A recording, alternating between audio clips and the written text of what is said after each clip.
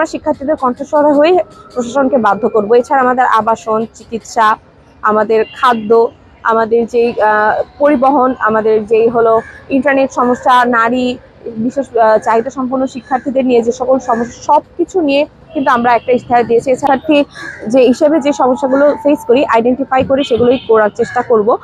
ছাত্র প্রতিনিধি হিসেবে আমরা কিন্তু আমাদের ফান্ড দিয়ে কিছু করব না। আমাদের মাথা পিছু একটা ফান্ড থাকে, সেই ফান্ডটা যেন প্রশাসন আমাদের পিছনে পুরোটাই খরচ করে, ভর্তুকিগুলো বৃদ্ধি করে।